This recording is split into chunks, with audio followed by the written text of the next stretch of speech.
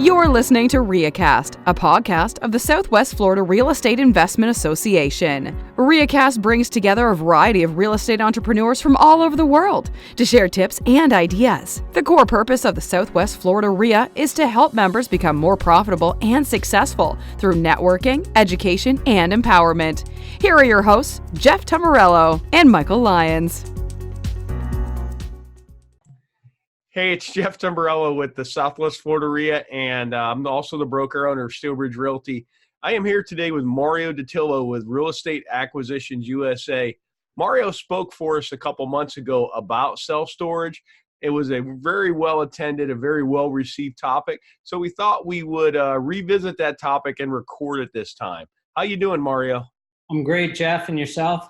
Good. So tell us a little bit about yourself. Sure. Our company was formed about 12 years ago. My dad and I started it together, and we invest in pretty unique asset types, self-storage and mobile home parks. And currently we have assets in Florida, Georgia, and hopefully by the end of the month, we'll be breaking into a new state. So small company, family owned, and really focused on property types that meet kind of our general investment strategy would be that we're looking for property types that are in industries that are consolidating, that are they're inefficient markets, lack of sophistication, and we're value-add investors. So we're looking for opportunities that we can take, underperforming properties and maximize the value on them. Define what you mean by inefficient market.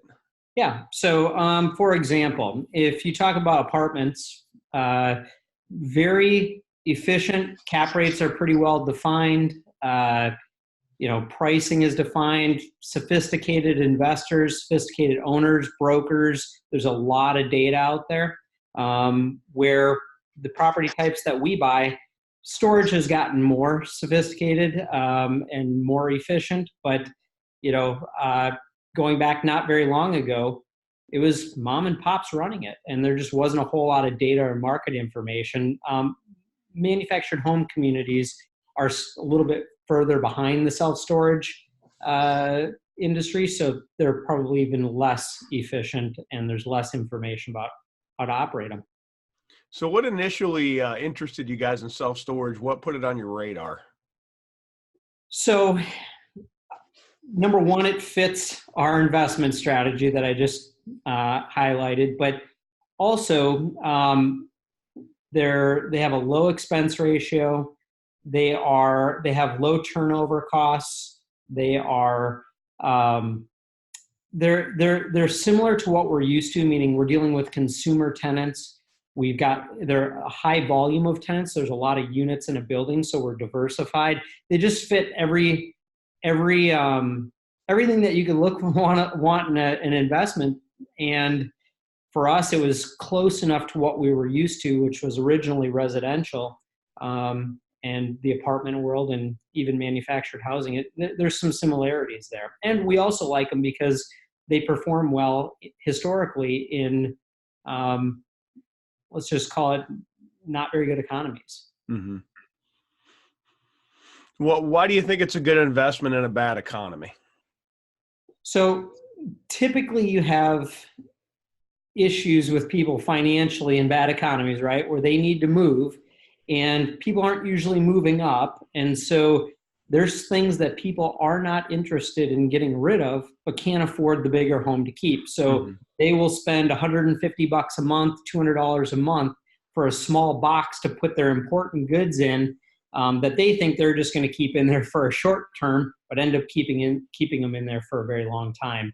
And it's like an extension of your home. So when you're downsizing, it's important. It's also good for businesses in down economies too, because businesses are even shrinking their spaces, and there's certain things that they just can't get rid of.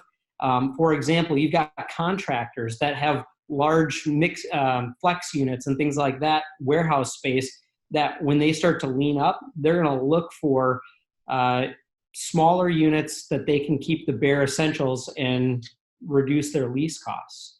space. I bought some fishing poles from a guy the other day off Facebook Marketplace that he was working out of a big storage unit. Yeah. And he said a lot of the storage places don't want them to do any business from there, but that one was a kind of a mom and pop shop. I'll have to get you the address. It's a mom and pop shop, definitely. Yeah, perfect. But it was kind of cool. I mean, he was running a full business out of a little storage place, making money. Just basically, Right. It's a retail arbitrage kind of play. Yeah, we don't typically allow businesses to operate out of them because in order to do that, you should have a business license and have the county come out and inspect.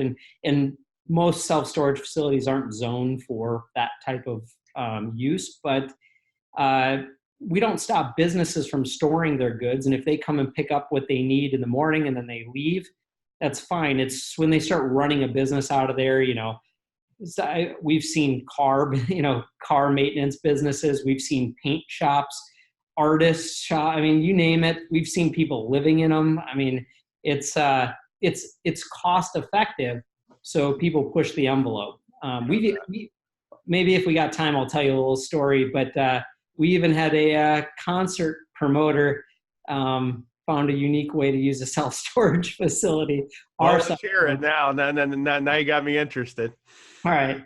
So get a call from our attorney on one of our buildings. And he says, hey, we got a letter from the county code enforcement saying that you don't have a license to basically host a concert or a large event at your building. And I said, well, we're not hosting a concert at our building. Where are you getting this? And he said, well, here, I'll forward it over to you. I look at it and come to find out that a young guy in that town decided that it was a cost-effective venue to host. He had a large unit, kind of like what we're talking about, that maybe a business would use. And he would basically open up the overhead door and put a stage, sound system, and late at night would host a concert. Local hip hop artists Really? were there, and it was really well put on. And we found out, a little bit more details just by Googling around. And this wasn't the first time that he did it at our building. He had done it once before, and this was a Christmas event that he was putting on. So working with the management company and the local sheriff's department, they did a sting operation. This kid was selling tickets online, pre-selling tickets online to the event at our building. It was pretty impressive. He had flyers out. He had it on multiple websites. And of course they busted him the night of the event. But it was creative. I would have been there to try and recruit him. I know. I was pissed I didn't get a VIP invite. Yeah. So what kind of yields? What kind of yields can you expect in self-storage, and what kind of yields do you actually get in self-storage? So difficult question, because yield is really based on what you pay, right? So I would say if you want to talk market cap rates, that's probably the easiest way to look at it. Which a cap rate, for most of you probably already know this, but a cap rate is an unleveraged return. The meaning of it, if you didn't have a mortgage on it, what would your cash on cash return be? And historically it's been high single digits into even sometimes around the 10 cap range. But over the last number of years, that return has reduced and came down, where investors are they're buying them to get a return, 5%, 6%, and it's obviously going to depend on the asset, the location, how it's performing. There's people that'll buy stabilized properties at 5 and 6 cap rate. Similar in the apartment world. We were just joking around about it. I got an email today on a 4.65% cap rate apartment building in California, and pro forma was 5.5%. And that seemed, and it actually said that was the highest cap rate. Now, keep in mind that's apartments, but you're seeing that even in the self-storage world because there's high demand for the property type, and so they're paying aggressive prices. Now, to make it a little bit more personalized, what do we look for? We're looking to be we're looking for an internal rate of return or an annualized return, which is similar in the high teens or higher. So ideally, we want to be in the 20 plus range to our partners. So, from a cash flow standpoint, you should be, if you're buying it right, you should be in a double digit cash on cash return from cash flow alone once it's stabilized. Yeah, cap rates are cool, but cash on cash is really what matters. It is. So how management intensive are these things? Because you're always sold the idea of them that you basically just, it's just, you go out to the tree and you pick money a couple times a month, and that's pretty much what it is. That's at least how it's sold on the speaking circuit. So owning it, really, how management intensive is it? Yeah, I would agree. It's definitely sold as a very passive property type or a very passive investment. I would argue that it's quite a bit more management intense than other property types, just because if you think of it like an apartment building, just in volume of units, and then retail, because you have a lot of walk-in traffic and they're coming in and buying boxes, and you have to have somebody on site all the time in the office. And keep in mind, when we're talking here, I'm mostly talking about institutional grade properties. I'm not talking about the 20 unit, 3,000, 5,000 square foot storage facility on the side of a country road. That's not what I'm talking about. But it is a little bit more management intense. You do have, it is marketing intense as well. So although tenants stay a long time, there's nothing stopping them from leaving because they're month-to-month leases. So when somebody moves out, you need to fill that unit pretty fast. And the most aggressive way and the most productive way to lease up units is going to be online. It's the majority of tenants coming to our properties, and I think industry-wide is technology-based. So you really need to have a strong grasp on the technology side and the online marketing side in order to be competitive with the other operators out there. Yeah, I would think being number one on a Google Map search is probably the biggest thing. Absolutely. Yeah, I mean, you hear a lot of people talking about social media and Google and all that, but I would say a lot of the people are finding it just by pulling up their phone, pulling up a map, typing in self-storage, and seeing what's immediately around them. So those Google Maps and Google businesses are huge. Now, I'm not saying that's a real aggressive driver, but and that doesn't take a lot of effort to do that. But your reviews and comments and getting to the top of Google and all that, it's really competitive. Remind me offline to share with you how to boost that. Okay, yeah, we'll talk about it. So now I've got some ways that, because the real estate space is incredibly competitive for that. And we rank number one for a bunch of stuff.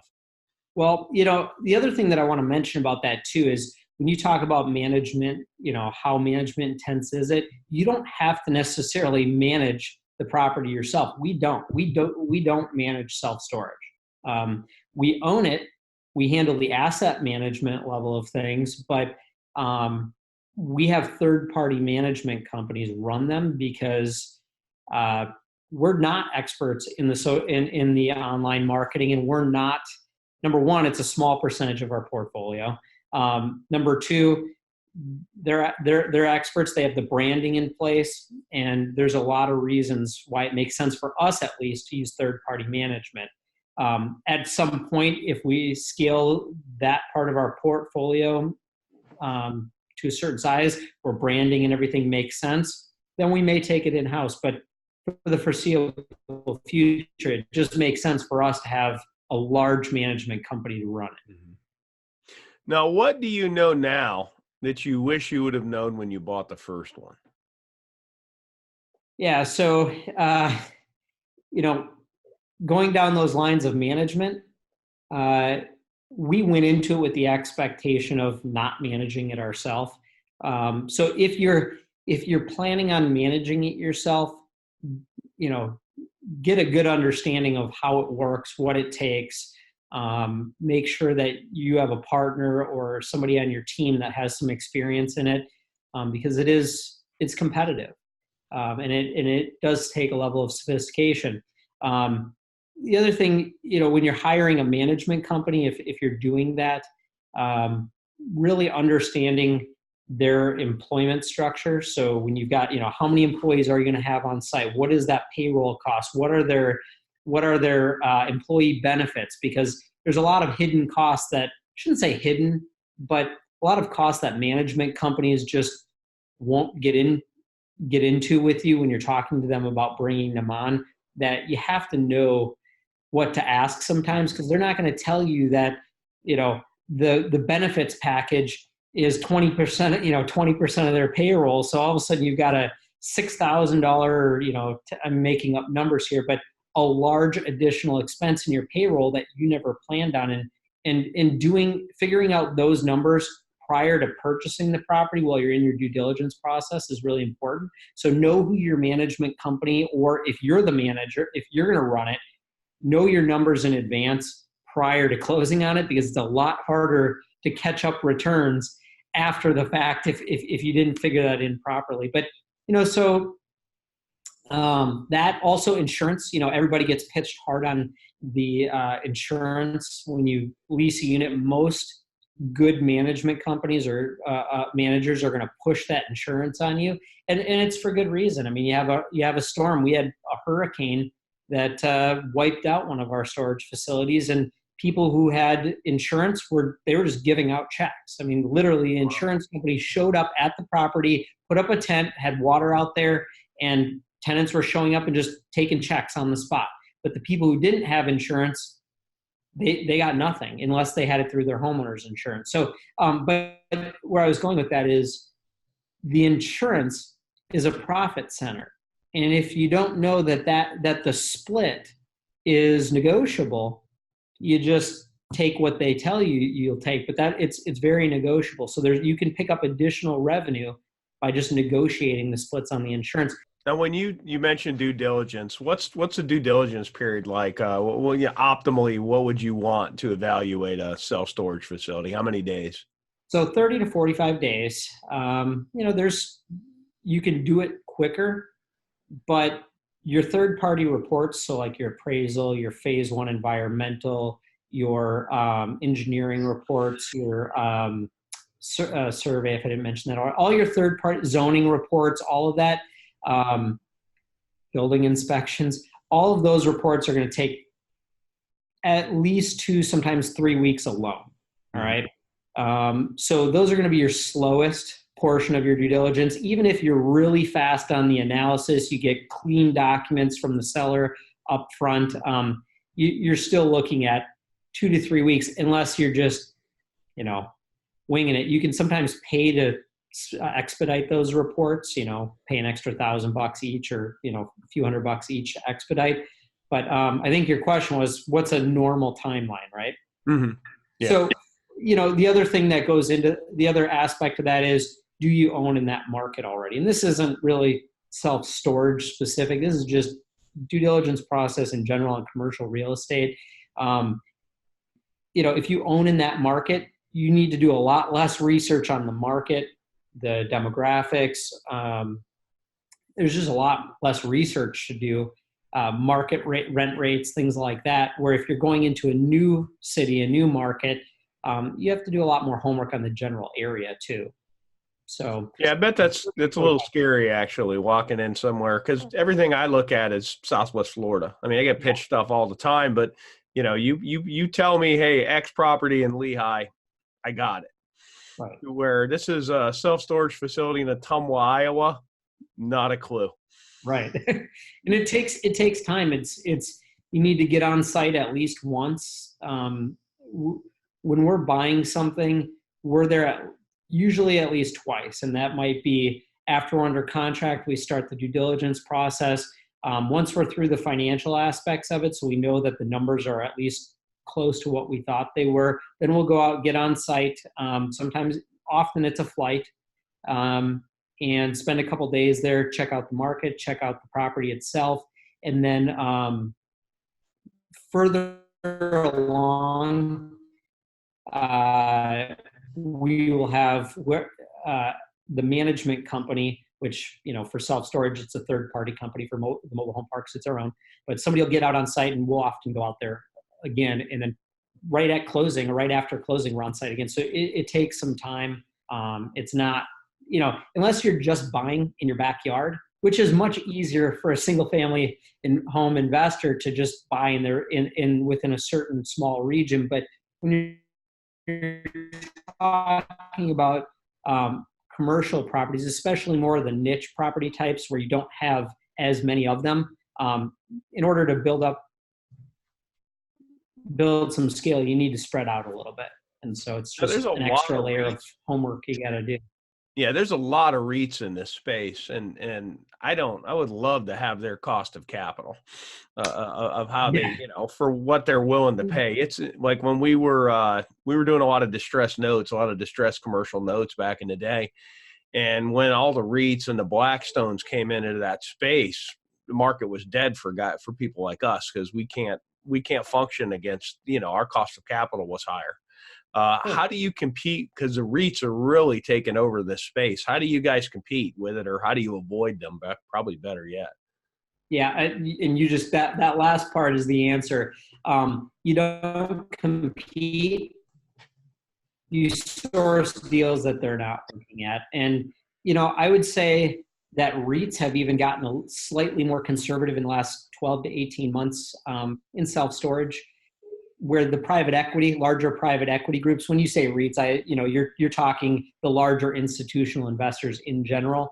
The larger private equity firms and funds have stayed very aggressive. And a lot of it is finding deals off market. If it's going out from one of the larger brokers to the market, it's very competitive, and you're going to pay. It's hard to compete with those guys. They just don't need to hit the same returns. They think quite a bit differently as well. So their mindset is far more geared towards capital gains, and they don't necessarily need as strong of cash flow throughout the life of the deal. They're looking at it more long-term. They're typically going more for the higher quality assets, the A and the B type properties, which nothing wrong with either one of those. And B is a great property type to chase after. But when you're going after the new Class A 3-story, elevator, really nice self-storage properties, is just very competitive. So you really just need to look off market. I would say timing is everything. And just because the market is tight and there's a lot of money looking for self-storage and real estate in general, doesn't mean that you won't be able to find something, but you just have to be very aggressive. You have to be marketing, and you need to be looking in multiple directions at once. So it's not just sending out mailers and talking to brokers. You need to be dialing for dollars. You need to be talking to owners, networking, working with vendors that know the owners of these properties. And it's sometimes a lot of relationship building.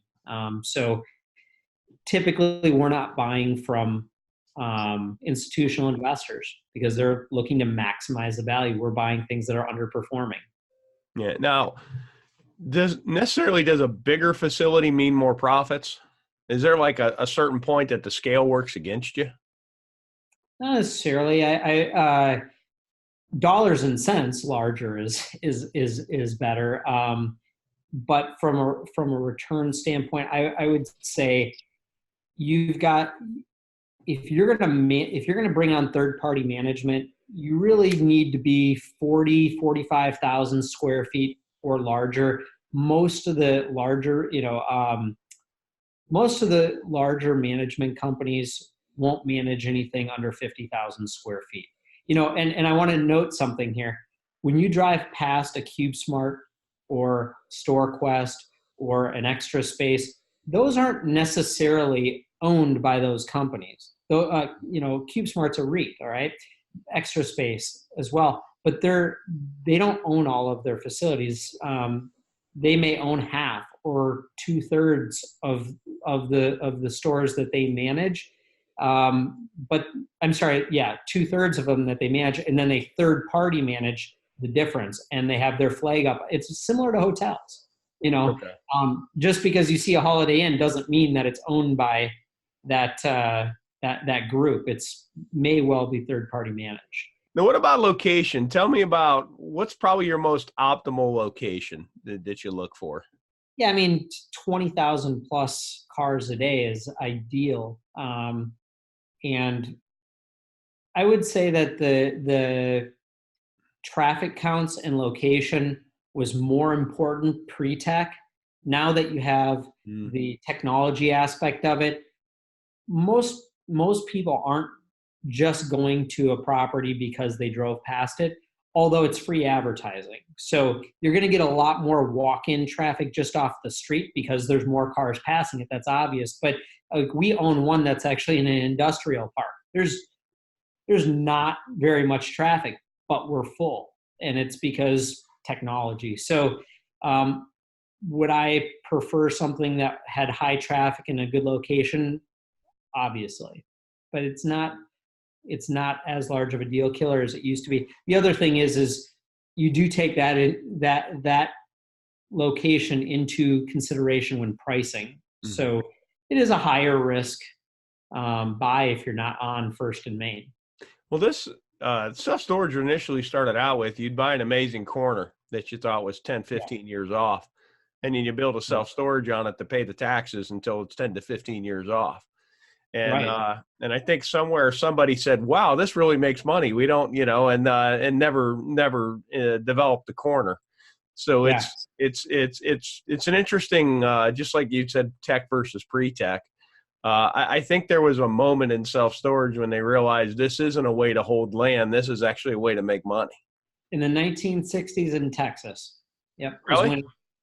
Self-storage actually goes back to Europe, pre-United States. They're actually it's not what we think of, and anywhere near as sophisticated as what we think of. But there was storage back in Europe. But then in the 1800s, somebody thought it was a good idea, and that's at least the earliest that anyone that I've read about engaged in it in the United States was in the late 1800s, and then in the mid 60s in Texas is when it started to actually kick off as a business model. Here's a question. Everybody always wants to acquire something distressed, particularly, it's a deferred maintenance and holding back a project, not the location or something. But what's your likelihood in today's market of actually acquiring distressed storage properties? So, number one, we are in a very competitive market. So anything that's distressed that goes to market, you're paying close to market value for it just because you got a lot of eyes on it and people are willing to pay for future returns. I think you're not going to see a lot of distressed property due to the industry itself. So you're not going to see a lot of loans defaulting because they're empty. You're going to see distress because of the management aspect of it and life circumstances. So, people still die, people still get sick, people still want to retire, people still, get a bad manager in that runs the property to the ground. And it's more about timing than anything and having those relationships in place. So when you're, if that's what you're seeking, it's marketing, building the relationships, and I don't want to say luck, but it's talking to that owner at the right time when they finally. You replace luck with the word random. Yeah, it's really random. That's right. It's not luck. It's a numbers game because the more you talk to, you're going to come across somebody in a distressed situation. It's pure volume. I'm watching one in my area that all the owners are now approaching mid to late 60s. And it won't be a distressed sale because it's really well ran, but it's also a very profitable place. And I'm just kind of waiting my time. Just keep calling them every once in a while, and when the time comes, give me a call. Yeah. Please do. Yeah. So specifically when it comes to distress, it's going to be life circumstances, divorces, death, things like that cause the property to go into disrepair and be mismanaged. And there's opportunity in that. Yeah. So this is awesome. Awesome talking to you about this. Anything we missed? Anything you'd like to share? I've said this before, both on other interviews that we've done, and even at Southwest Florida Real Estate Investment Association, when I've come and talked with you before. I think anyone that's looking at a property type, whether it's self-storage, apartments, office, retail, residential, really needs to invest in things that make sense for them and also fit within their macroeconomic view. If you think the economy is going to be really, really strong for the near future, you may be investing in something completely different than if you have a more pessimistic view of the future. And what a lot of people do is they invest in the flavor of the month. Or I shouldn't say they invest, they look at the flavor of the month. Self-storage is interesting because you have a lot of people that have gotten out of the apartment space, not because the apartments aren't good, it's that they're expensive. And so they've been looking for yields. So they're looking at self-storage, they're looking at mobile home parks, or they're looking at marinas, or they're looking at, these off niche property types, because that's what's hot at the moment. That's what people are talking about. But I would really start out and say, hey, where do I think the economy is going? What am I looking for? Am I looking for something that's management intense or more passive? Am I looking for, something that's pretty, or do I not care? Really get an idea of what your investment strategy is, and then seek out property types that fit that. There's a lot of new construction going on right now, especially in, the self-storage space. And, anybody who's looking to buy or build a storage facility really needs to do their homework. Get a feasibility study. If you're building, get an understanding of permits being pulled. And I'm not picking on developers. There's some guys that are really doing well developing self-storage. But it's often more the people that are just looking to get into it that are building, they'll go buy some land planning to build, and then one's going up down the street because they didn't check on it. And their competition is a lot more sophisticated than they are. It's going to be a real challenge. And I think we're going to see some of that in the near future, just because of the volume of new construction that's happened in certain markets, that people they're not going to be leased up as fast as they thought because there's too many new guys coming in. So really get an understanding of the market and what new product is coming online before you start building or even buying existing. So if somebody wanted to get in touch with you, Mario, say they got a good deal they want to run by you, how would they get in touch with you? Sure. You can call my office, 239-558-3113. And love to talk to you about whatever you have. We look at on-market and off-market properties, broker or not, not brokered, doesn't matter. People can assign contracts to us. So we're creative. One last thing that I wanted to mention too, Jeff, that I think is important. If you're looking to be a passive investor in opportunities, you're investing in a fund, you're investing in a syndication, just investing with another partner that make sure that they have expertise and a background of successfully buying and running the property type that you want to invest in, especially if you're passive, because you don't have you may not have any control if they don't do a good job. So do your homework and be careful with partnerships and investing passively, and make sure that sponsor or fund manager or syndicator knows what they're doing. Okay. Awesome. Thank you, Mario. If you're watching this video, I'm also going to have links in the description of the video if you're trying to get in touch with Mario. Thanks for sharing. It's great talking to you.